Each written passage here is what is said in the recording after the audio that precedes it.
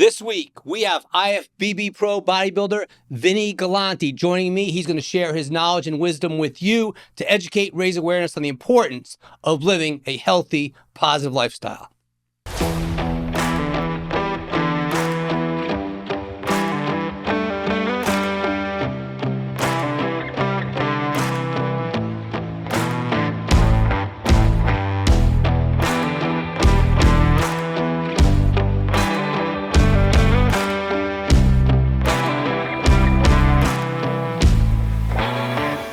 Vinny, thanks so much for joining me today. It's been a long time. Yes. But your story is so inspiring, and overcoming, injury and everything else. And then, taking loss from where you once were and then catapulting to now getting ready for Japan in 18 weeks. Yeah, it's amazing. And first, thank you for having me on today. Oh, of course. Yeah. I love it.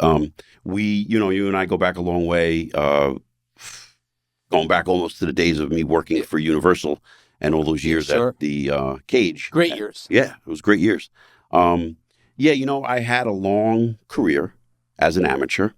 It was something I cherish. I look back and the things I did and accomplished as an amateur were fantastic. It took me about 16 years to turn pro in the IFBB. And I finally did that in 2008 by winning the overall at the Masters Nationals at the age of 41. And, at that time, I had won now 4 national titles. And at 41, I didn't think I had much time left.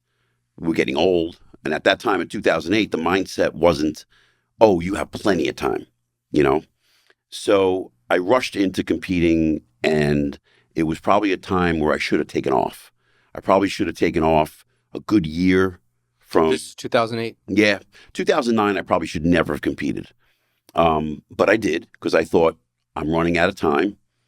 And I did a few pro shows and really never amounted to much because I was burnt out, just tired. It's a tough lifestyle overall. Yeah, and I've been doing it since I'm 16 years old, That's probably one of my biggest regrets. Is to thinking back is like I should have taken off. Recover. Yeah. In other words, recover a little bit more. Totally.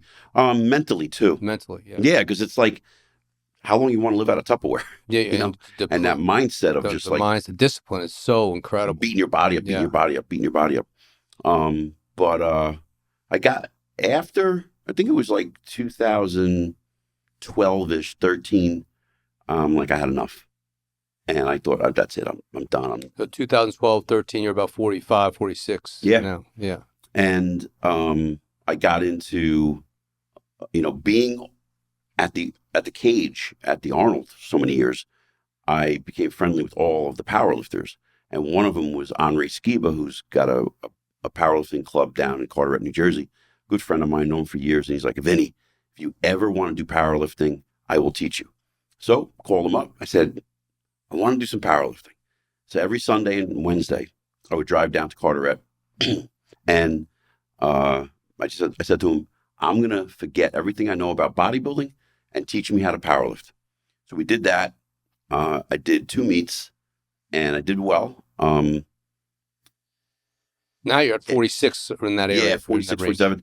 And got that out of my system. It felt great because it was like, it brought me back to like 1984, 85, you walk into this gym and everybody is just... How'd you like that training compared to, you did the different dynamic of bodybuilding training as compared to the power?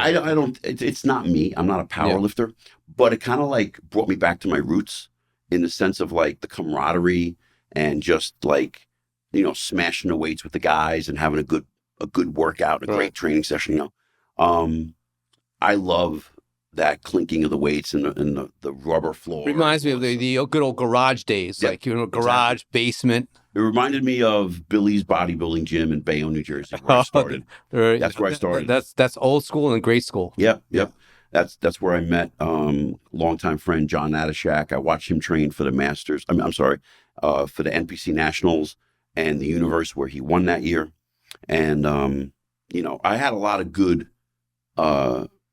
mentors throughout my whole entire life with bodybuilding, and did the powerlifting.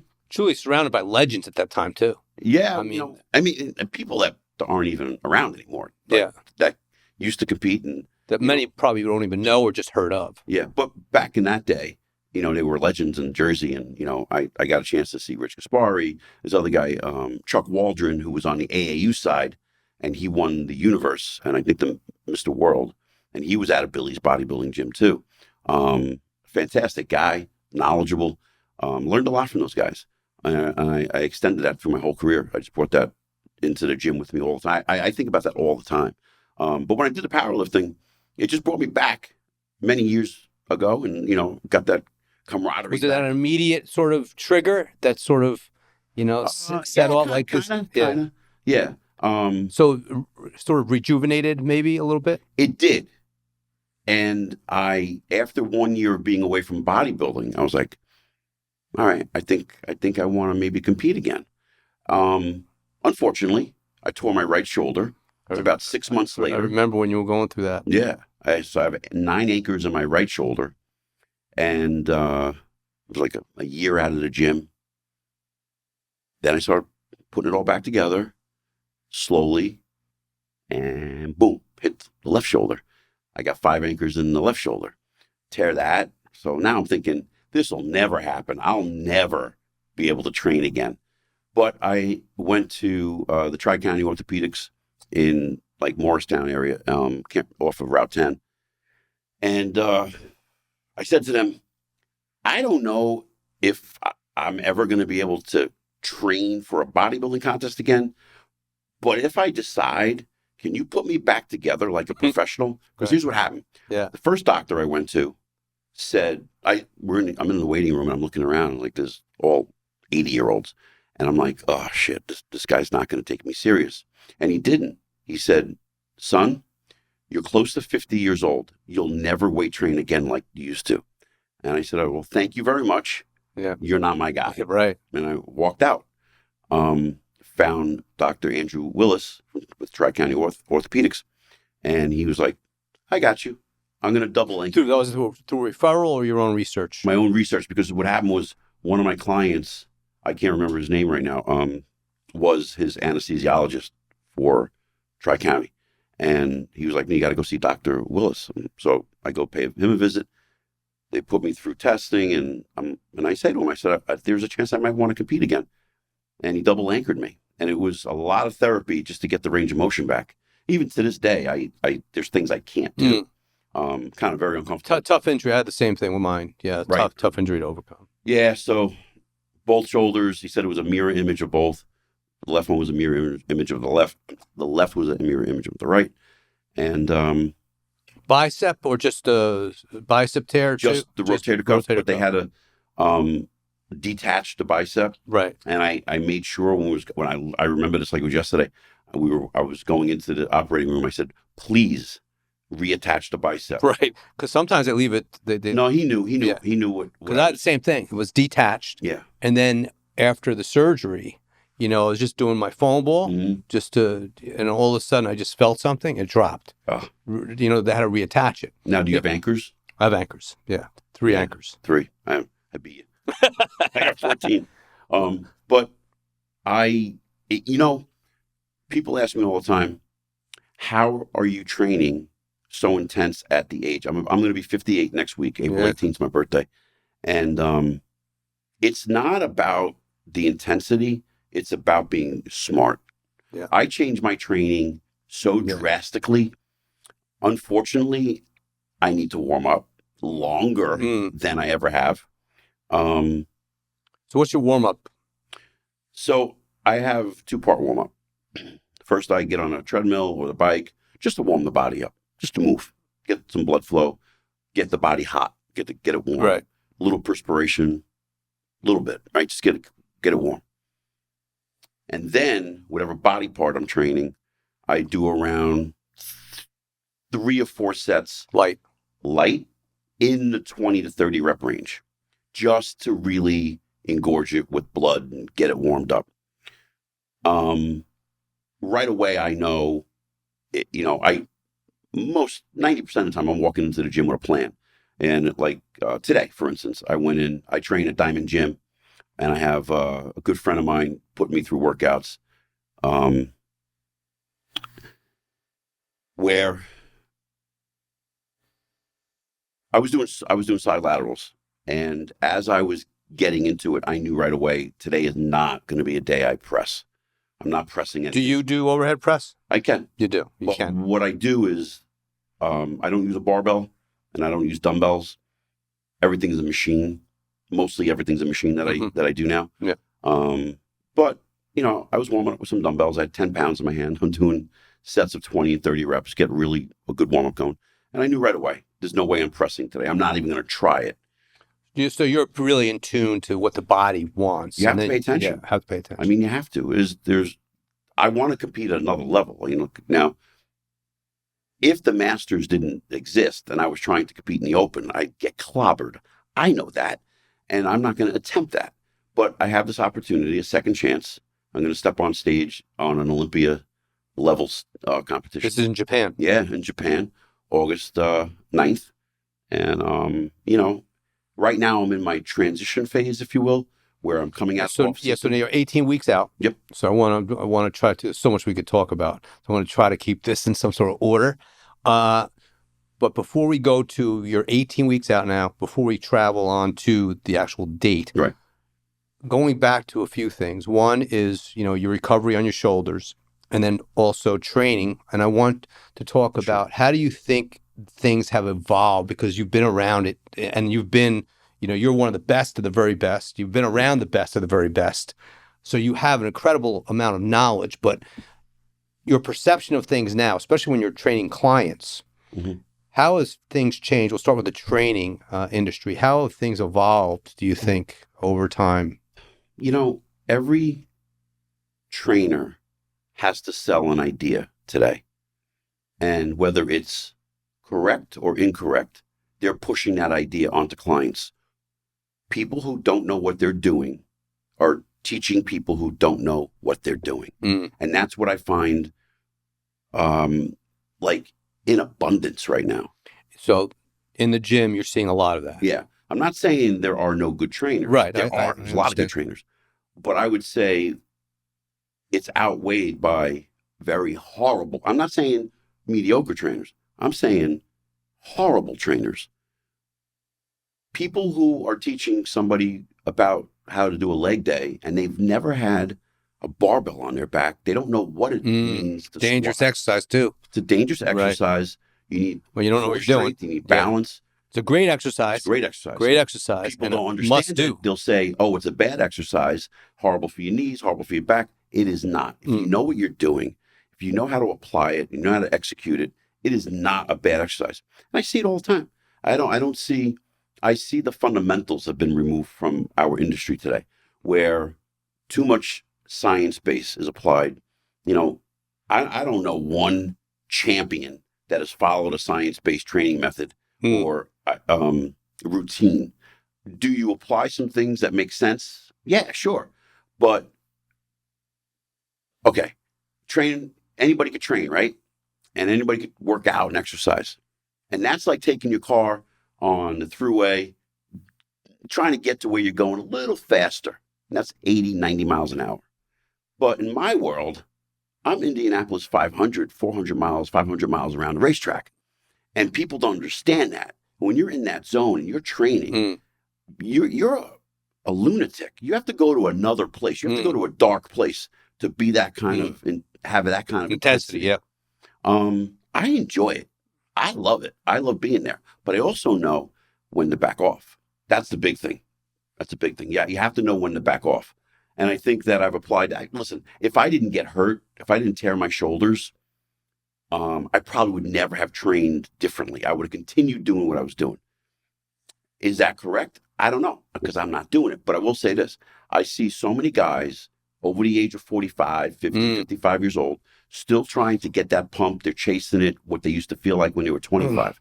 And I try to tell them, or I even show some guys who aren't my clients, listen, man, why don't you do a couple of sets? Throwing a lot more weight up, you think, incorrect form, technique, trying to lift the same weight. Same stuff. So I have no problem with him putting 10 pounds. No problem. No problem. Put that ego aside. No shame in the game.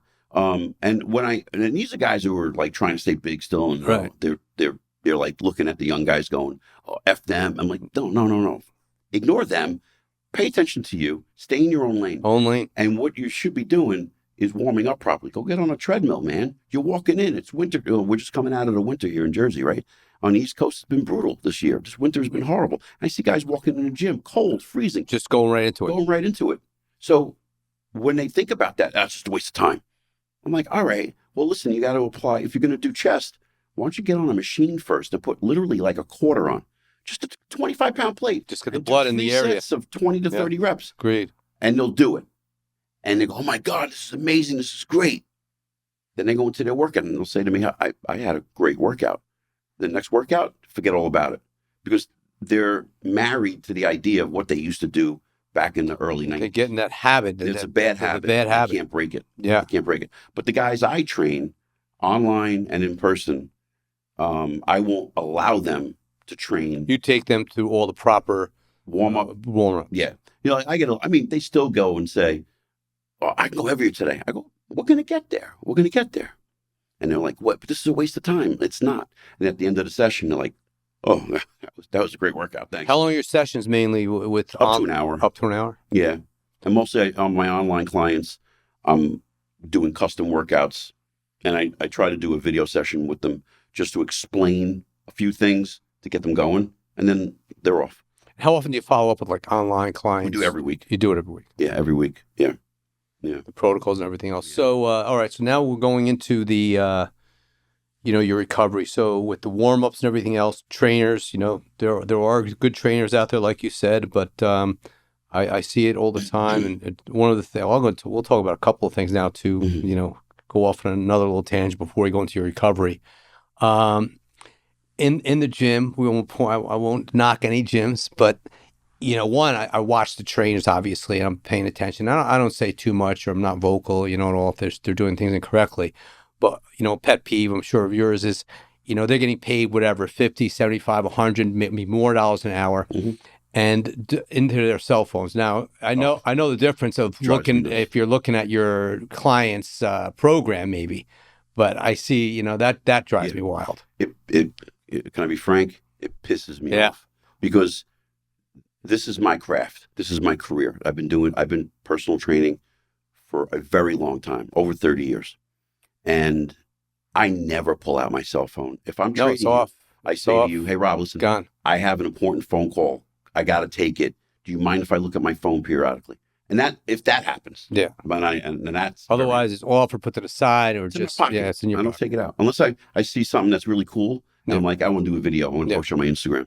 And that's rare. Yeah. And that's a rare thing.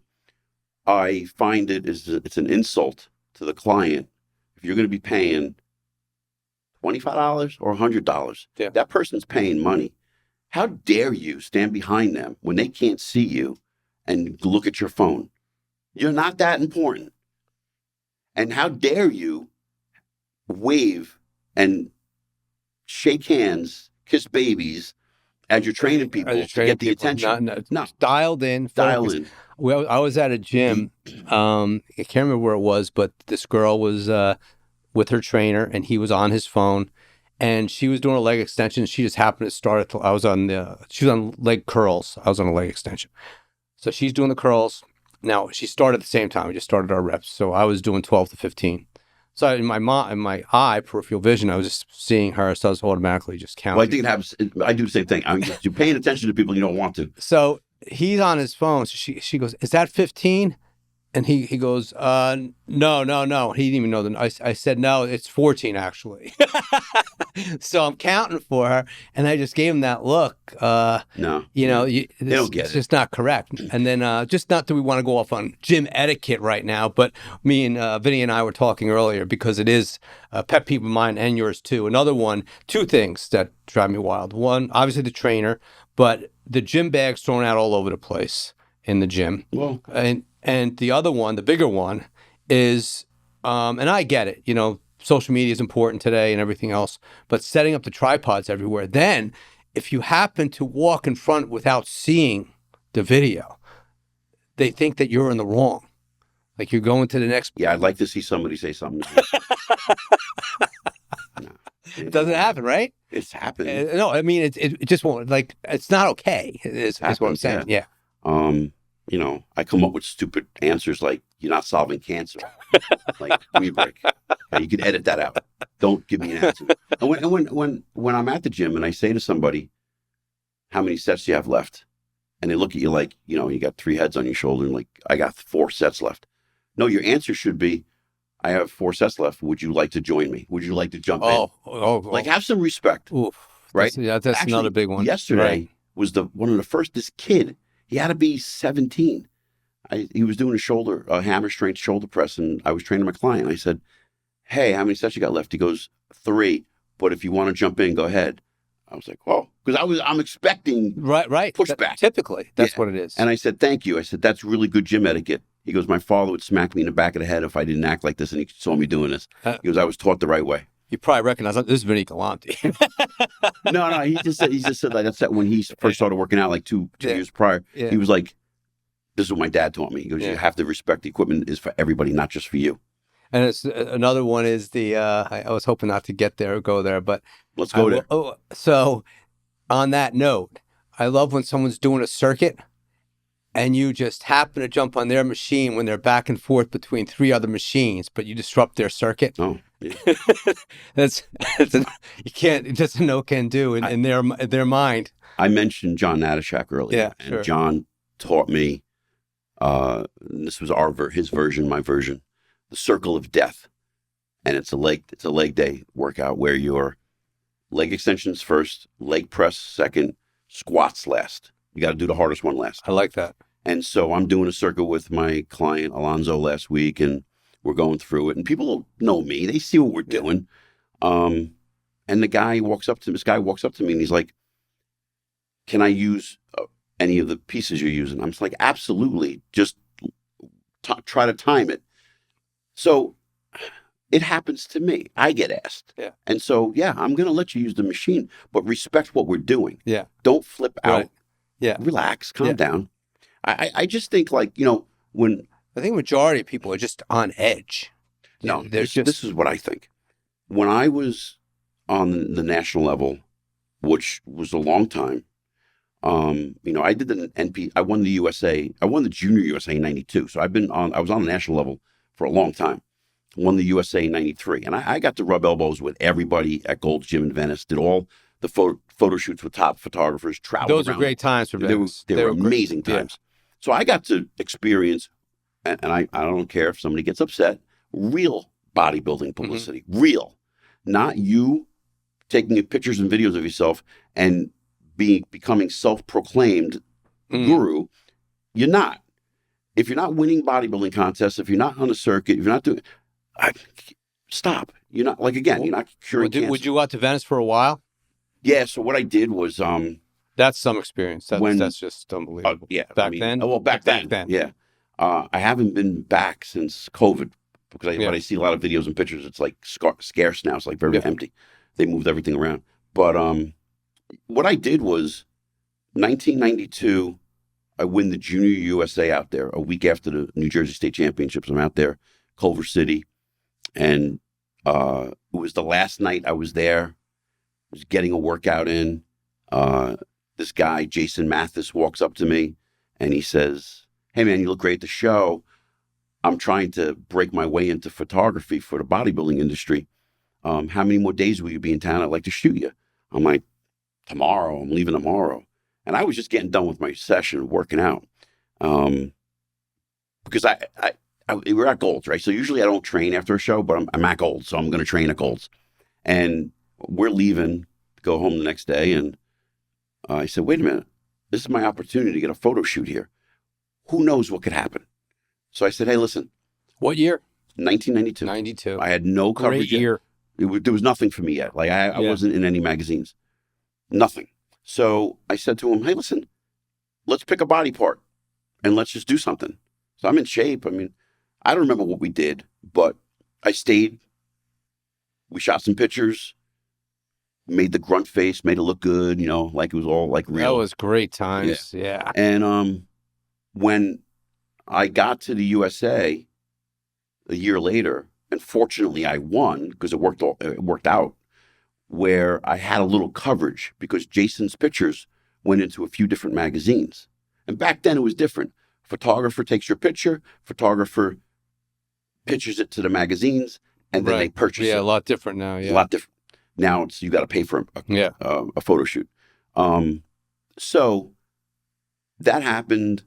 I win the USA. I had photo shoots for like 4 days in a row, and I think it's all over. And I come to find out that Joe Weider's office just called, and that's like, oh my God, man. Woodland Hills. Yep. And I went there, and this was when Lou Ferrigno was making his comeback, and like, you're gonna do a photo shoot for Weider with Lou Ferrigno. You see any of those guys floating around there? I was there a few times seeing those guys float around there. In Golds? Yeah. Oh, yeah. I was there. I was there for a few years. I was there. That was a great time. Yeah, I got a chance to train with Chris Cormier, Flex Wheeler, Sean Ray. Sean Ray was the first person to ever make me throw up. I thought I was training intense. That guy was another level. Really? Yeah. But, I mean, like, today's publicity it's great. You could be your own marketer.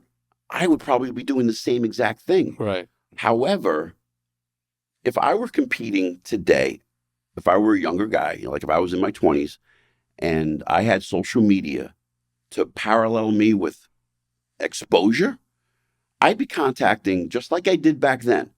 I'd do a photo shoot, get into the magazines, contact the promoter of a show.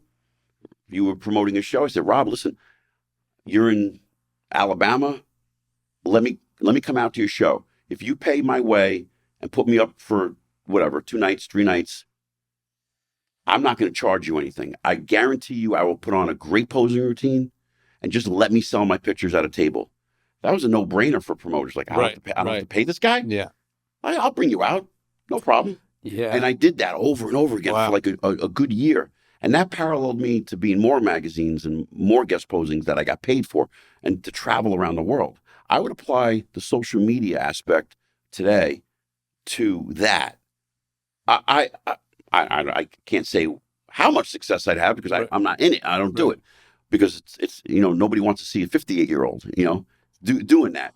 Well, I think there, Vin, I think, now, just like we were talking about before, how times evolved, and, think when you were talking about 41, you're at the end, but now you see, look at yourself now at 58 years old. I'm 58 next week. 58 next week. An early happy birthday. Thank you. And then how many others would want to, you would inspire? But it's a different avenue now. Yeah. So instead of being a guest poser or traveling around, like do exhibitions like I did, now I generate business through social media where I'm getting clients and where I'm doing online clients. So you're getting your client or future clients are really coming through your social media platforms. Yeah.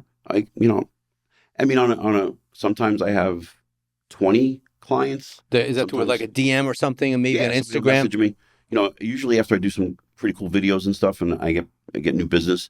And going back to trainers with the cell phones and all that stuff, I'm actually gaining clients from former trainers that don't pay attention to their clients. I was nervous at first for a little bit, like, oh, these guys are really great at bullshitting people. I'm not a bullshitter, and unfortunately, fortunately, I tell the truth. So if somebody asks me, how do I look? What do I do? No, I tell you the truth. It's real. Listen, man, you're not ready for this or that. You're not ready to get on stage. And I would see these people go hire another trainer that would just yes them to death. Now I'm getting those clients back because they know where they stand with me. Right. I don't let anyone get on stage if they're not ready. I don't let anyone, slip.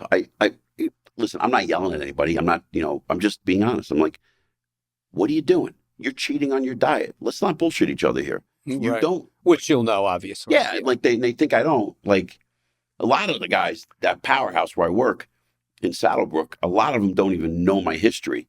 And we'll have conversations and they're like, what do you know? I'm like, hold on. Hold that thought.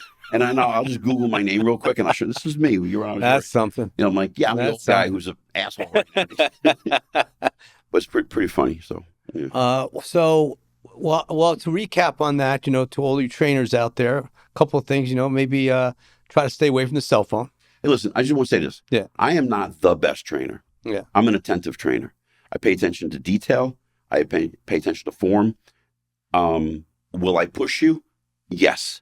Will I put you in danger? No. I train you to get a great workout.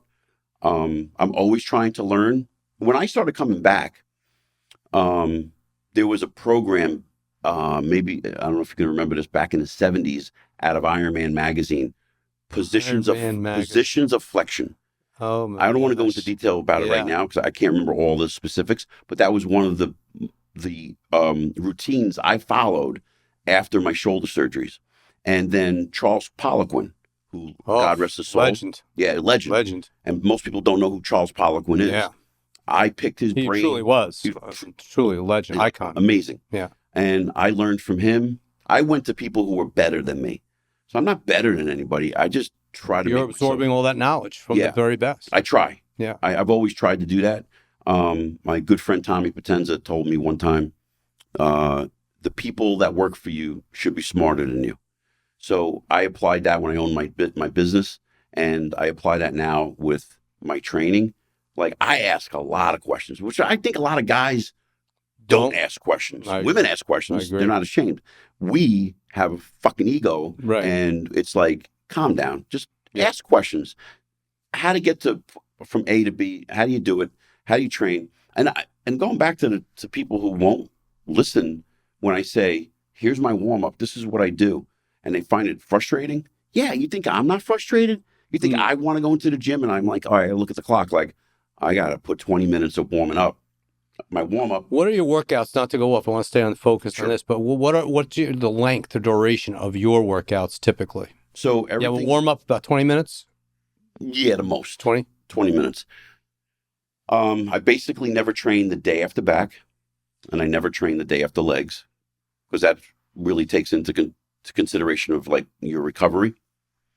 I try to train only 4 days a week with 3 days off. As the contest gets a little closer, I'll bump it up to 5, spread the body parts out a little bit. And I also try to incorporate how and what kind of modality I'm going to use for recovery. Because there's a couple of ways I look at recovery, from infrared sauna, cold plunge, which I don't like. I'd rather go into the chamber and get cold plunge though. I don't know if I could do it. I hate cold. Yeah, no, me too. Yeah. But that's that mental factor, kicking in. You're doing something you don't want to do. Yeah. So, and then there's also like, the deep tissue, cupping, dry Do you needling. do all of that? I do everything. That's awesome. But it's all calculated because like if I have a serious hard back or leg day, I am not. The day off, my day off is my day off. I'm not going to go do recovery work. Yeah. If I need to do something, it's going to be more on the softer side. It's going to be like a not a deep tissue massage, just more something, 90 minutes of me falling asleep on the table, just more of a relaxation. Because if you think about it, your central nervous system is getting taxed with the training session. Then your central nervous system is getting beat up, because now you're doing this deep tissue, and everybody wants to jump on the bandwagon and wear a tank top when they can show their cupping marks, right? Stop. Yeah. Do it smart. Yeah. I've tried, and I get into it. It's about 8 to 10 week period where I take a full week off from the gym. Take a full week off. When I'm about 14, probably 15, the next couple of weeks, 15, 14 weeks out from the Masters Olympia, I will take the whole entire week off from the gym. I will not enter the gym to do weights. I'll continue my cardio. That's on week 14, 15 out. Somewhere around one of those, 15 weeks out or 14 weeks out. Just take a week off. It's not going to hurt me. It's only going to help me, because you need to have some kind of recovery and pull back before you put your foot down on the gas. And I'm going to be a monk for 3 months and just live a lifestyle. It's just. How does the recovery improved over time? Because now we're talking about red light therapy, we're talking about the cold plunge, we're talking about cryotherapy, we're talking about hyperbaric chambers, we're talking about all these different modalities that are out there. So first I want you to talk about, from your professional opinion, on how that's enhanced recovery, optimize recovery, but also the benefits of each and why do what you do. Like we'll start with cupping, for example. Why would someone do cupping? So personally, getting a massage and I do cupping at the end, Right. mostly, right? I've had a couple of different types of cupping where they're taking the cup and they're sliding it up and down your back or your chest, your shoulders, or whatever, your quads.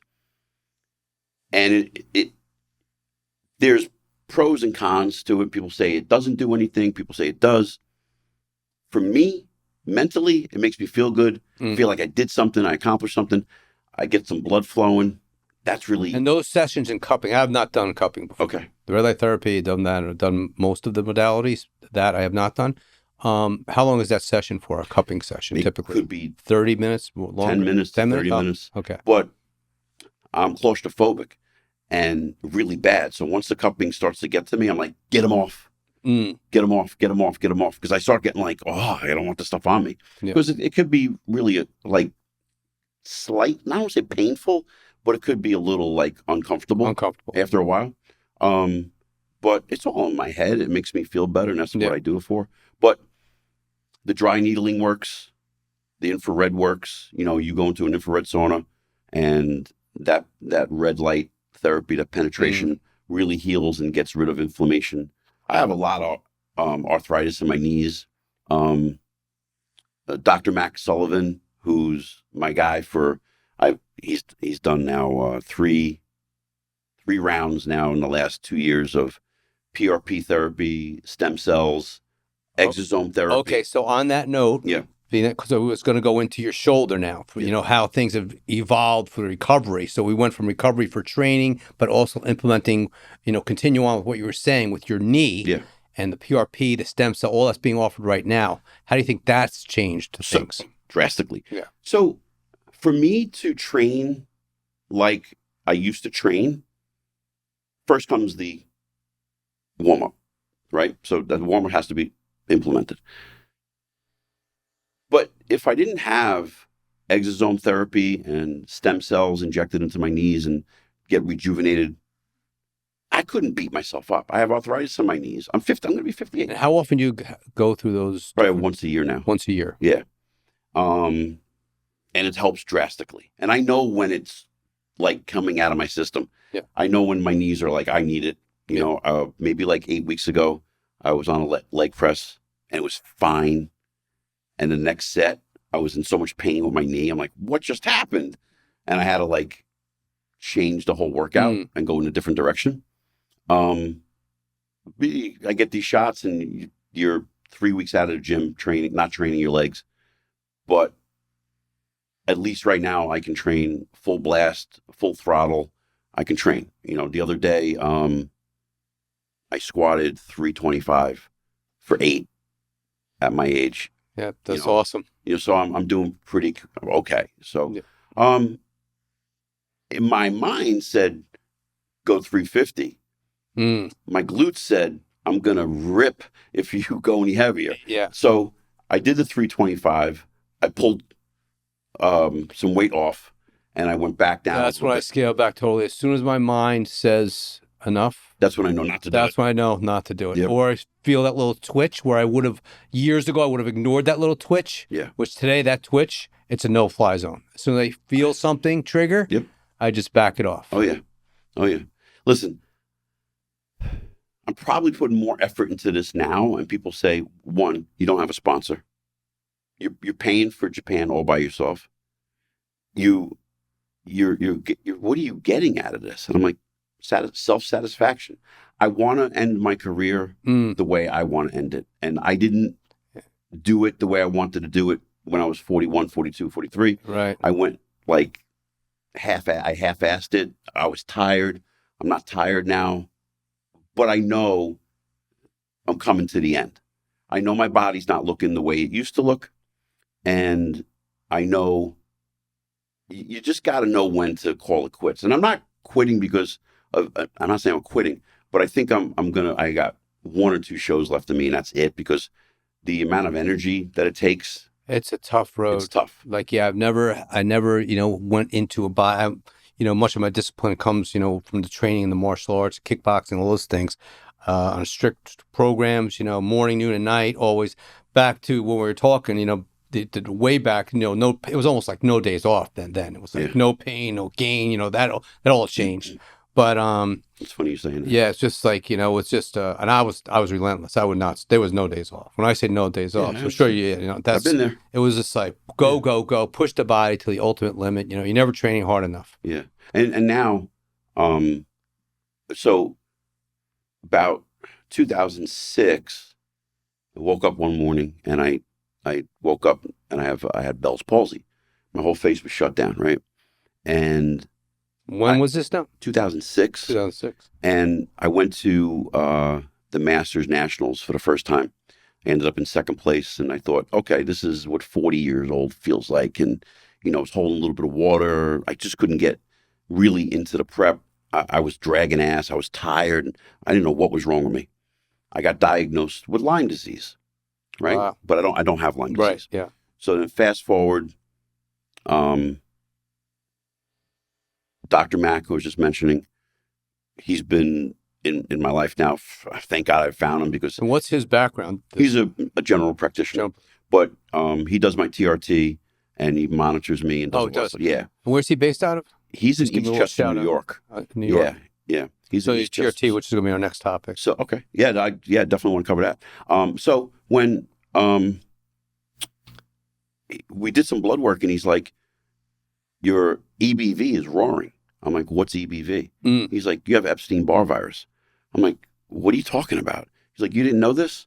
I'm like, no, because this is why. This is 2000. This was like 4 years ago. Yeah, he's like, no, but yeah, so this has been dragging out for a long time. Because my friends would even say like, I've never seen somebody could take a nap 7 times a day. I'm like, I don't know what's wrong. I just close my eyes and I go to sleep. Yeah. And I'm exhausted. And it's been that way for years. So he did my blood work. He's like, you have Epstein-Barr virus. I was sitting in his office and I was like rubbing my stomach here, right? And he's like, what's wrong? Because he already knew that I had EBV. Yeah. And I'm like, I don't know. I must have laid on a T-bar row with the pad and I must have pressed it. He goes, get up. And he's explained, my spleen was inflamed. It was swollen. And he goes, I want to send you to the hospital right now. I'm like, I don't want to do that. I mean, like, look, he said, I'm going to prescribe you a high dose of Valtrex for the next 10 days because you have a viral infection. The whole thing is connected from when you were a kid, having mono as a kid, and you had Bell's palsy, and Epstein-Barr, it's all connected. So I said, look, let's do blood work again in 7 days. And if it's not under control, I'll go to any hospital you want. That's the last thing I wanted to do was sit in the hospital, right? So I feel like you get more sick there. So make a long story short, I got everything under control. The numbers went down. And it's something I have to pay attention to. So that goes hand in hand with why I take off after back days and leg days and why I take 3 days off in the gym. So going back to that blood work, because that's another very important topic on how often people should be getting the blood work done. So he identified that. Now, for a regular doctor, if they were doing their blood work on their panels, because everyone has a different panel or extensive amount of blood work that's done, would they have identified that as well? Honestly, I can't say. You can't say. I don't know. I have no idea. Because that's just, I know, like... I didn't ask for it. Right. So I think it's on a standard... A normal Yeah, panel. I think it's a standard. So the blood work, so how often do you get your blood work? I mean, as competitive as you are and, training, how often do you get your blood work checked? I'm usually 3 times a year. 3 times a year? Yeah, usually 3 times a year. And do you find with clients, do you talk about blood work? All the time. Not a lot of people take it serious. Get somebody to think the way I think, it's hard. I still am not into that mindset of the blood work's important. I have like four guys and 1 woman who do blood work. I'm always joking, like, the old saying, like a grumpy old man. You're right. Like, guys, you don't know. You don't know until you know. The same mental issues that women do when they go through menopause and, their hormones are all off. You got to get yourself checked, especially when you start to become over 40 years old. Things just go haywire. And I think you should, just monitor what's going on inside the body. What's going on. And TRT is big today. So yeah. So before we go into the TRT, so when you're talking to your clients about the blood work, do you look at their blood work, or you just take a scan of what? I asked them to send it to me so I could look at it, because I kind of can read it and I can understand if they're in a good spot or not. And sometimes a lot of doctors will see like something a little elevated, and then they flip out and like make the patient seem like you're going to die tomorrow. Right. Try to calm them down a little bit and just. How important for other trainers do you think they should emphasize or include it in maybe conversation? When is the last time you got your blood work done? Why don't we get that done and take a look at it, see if anything pops up, especially maybe if they're in the gym, they're doing the right things. But as you said, as we both know, when you start to age, a lot of things change. Yeah. Now your energy levels drop, your anxiety, your stress levels, depending upon your lifestyle, your activities, and everything else. Well, anybody I train over 40, I'm always bringing that topic up. And I've learned that a lot of guys they give pushback a little bit, or they yes me to death to say they're doing it and they're not really doing it. Do they even know when the last time? Some people do they even know when the last time? A lot of times they don't. A lot of times they don't. And or they'll say to me, "Yeah, I'm going to get some stuff from a guy in the gym and go on TRT." I'm like, "That's not TRT," because people think just. Like, I'm going to do a little bit. Like, you got to go to your doctor. So go ahead, Vince, to take it from there. Let's talk about that TRT, because prior to the show, we were talking about, especially our younger folks today, going out there just thinking like, okay, that has to help improve. So TRT is for anyone with extremely low testosterone.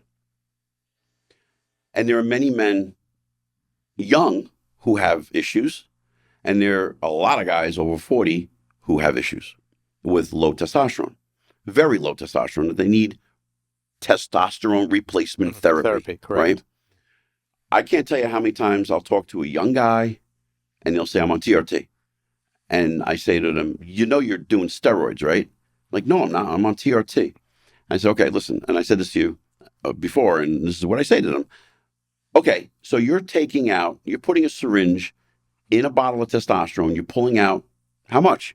Well, half a cc Monday and Thursday." I said, "Okay, that's 200 milligrams. So that's not steroids?" "No, it's TRT." I said, "Okay, so from the same bottle, let's say you up it to a full cc Monday and Thursday. Well, that's steroids now." "It's the same fucking bottle, idiot. Like, what's wrong with you?" And they're like, no, it's TRT. And then do you think they really understand what they're doing to their body? Because like I said earlier, there's idiots on social media, people who don't know what they're doing, teaching people who don't know what they're doing. And TRT, blasting, cruising, it's all like, I come from the 90s. And, this part of my career, I'm talking a little bit about steroids and talking about it only because I can't stand the way the sport is going, where it's a joke to most of the kids in the gym. And they're bragging about what they take. They don't understand what's going on with them. And they don't know what's going on until they know what's going on. Yeah. And I don't want to see anybody get hurt. Exactly. Listen, have I done steroids? Yes. Do I do them for a contest? Yes. Do I abuse them? No, I never have. I'm 58 years old. Maybe that's why I've been around for a long time. I was taught from the late 80s, 90s, from the guys that, okay, let me say this before that. Conversations today are steroids, a little bit of training, a little bit of nutrition. Conversations I had back in the day in the 90s were training, how to support that training with food, and then maybe if they got to know you a little bit, talk about this or that. Not today. It's like if the guys just walk up to me and go, "What should I take?" Like, "Did you do blood work? Did you find out what's going on with you? Are you healthy enough to do blood work? Are you an idiot? You don't even compete. Like, what's wrong with you?" And I'm like, "It's amazing." No,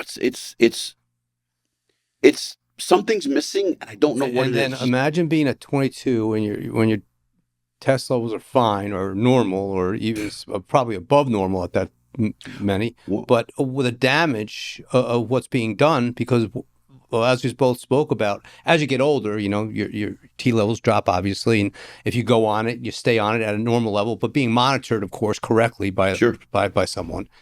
But what's the long-term effect of someone who doesn't really need it on just testosterone alone? Well, which I don't think I made myself clear a moment ago, was what I was taught was however long you're going to use them, be off of them double that amount of time. That's what I've done 99% of my career. Only one time I pushed the envelope. I can go into that if you want to talk about it, because it was something stupid that I did and I got nothing out of it. I'll explain that if you want. Yeah. But basically it's like, well, these guys today are never off because they think that, okay, blasting is a cycle, then cruise, and then go to TRT. Like, you're still shutting off your natural production. Right.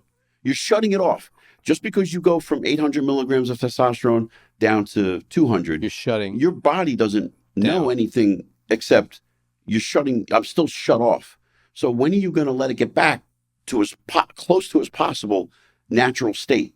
You're never getting, like, I know a lot of guys who are having, I have personal friends that have just bad health issues. I got a good friend, I don't want to mention his name, he's out in Staten Island, he had a kidney transplant. He shouldn't be in this situation. As a result of... Yeah, because it's an amazing feeling when you're doing something, right, the steroids, and you're jacked out of your mind and you feel great and, like, you can lift the house and, right, why would I replace this and go back to normal? And no, you have to. It's gotten, I'm not going to say guys in the 90s didn't push the envelope. There were some lunatics back then, and we learned from them. We learned what not to do. And I don't think anybody's learning from each other today. Kids think it's funny. And they talk about trend. Like, trend is like the gospel. Like, if I'm on trend, I'm living the dream. And they laugh and like, I can't educate a kid like that. He doesn't want to hear it. You said the key word, educate. And that's back to your point of, now you're coming out saying a lot of things that need to be heard, raising awareness, especially with those which many of them do not know what they're actually doing. They're doing it because they feel like they need to do it to get to a certain level. So they're doing it without the real knowledge of, okay, so what do I need? What do I need? Where do I want to go? What's the goal, the objective, the purpose of why do I need to do this? Because it's doing it because everybody else is doing it. Right. Exactly my point. But there's no deadlifting. And this all goes hand in hand. They think that taking a drug and not eating a lot and not training heavy will put muscle on them. It doesn't work that way. You have to stimulate, get that muscle going, move weight, eat to support it. The steroids then help that. Steroid should be a tool. I'm pro steroids to a certain degree, but I'm against them if you're not mature enough to take them. And abusing them. A lot of people abuse them and they just keep using until, unfortunately, they are in that hospital or are in that position of like, okay, this is the result of what the damage. I have not really seen anybody have problems if they respect it. If they respect it. And what I mean by respecting them is however long you're going to be on, 8 weeks, 12 weeks. But do you think that's the majority?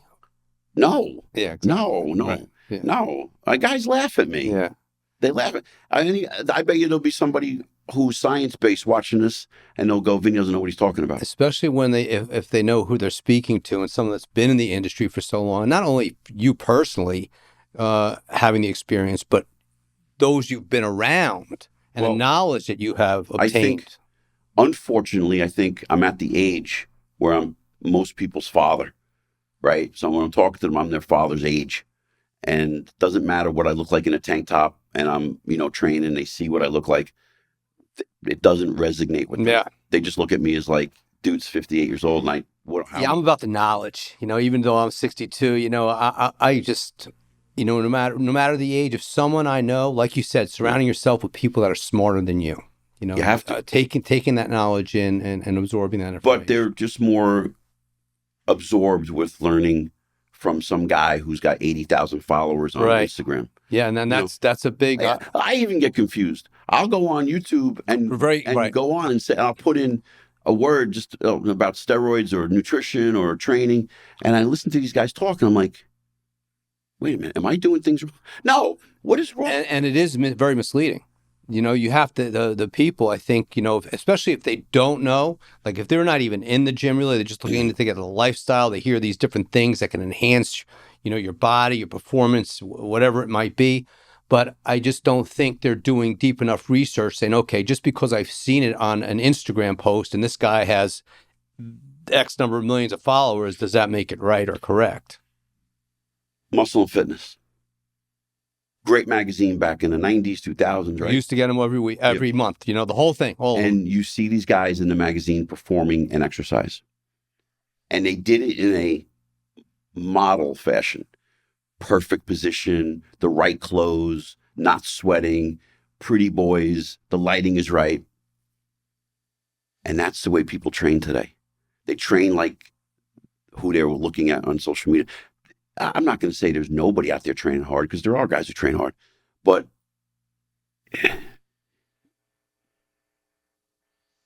you just don't see it. You don't see it. You don't see it as well. But back to what we were saying earlier, back in... I just held back. From I get you. And because I remember just my buddy, half dozen of us would just go to the garage of my good friend back then. And it was just old school stuff, and it just clanking weights. No one's really talking, man, just except for the fact that you're just going to live and die like that. That's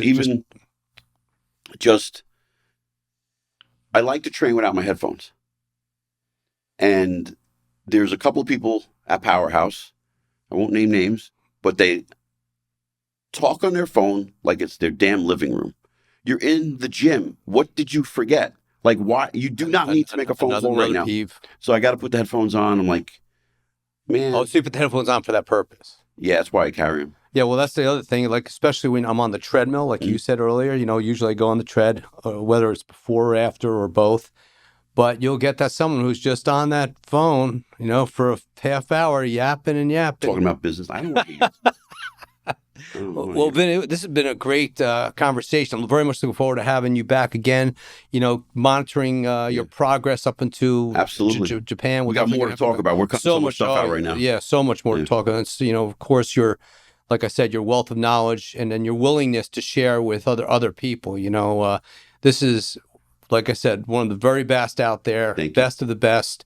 The Instagram? Vinny Galanti _. Vinny Galanti _ on Instagram. Vinny Galanti _ And then for online training, again, best of the best. You could reach him through a direct message or Facebook. Instagram.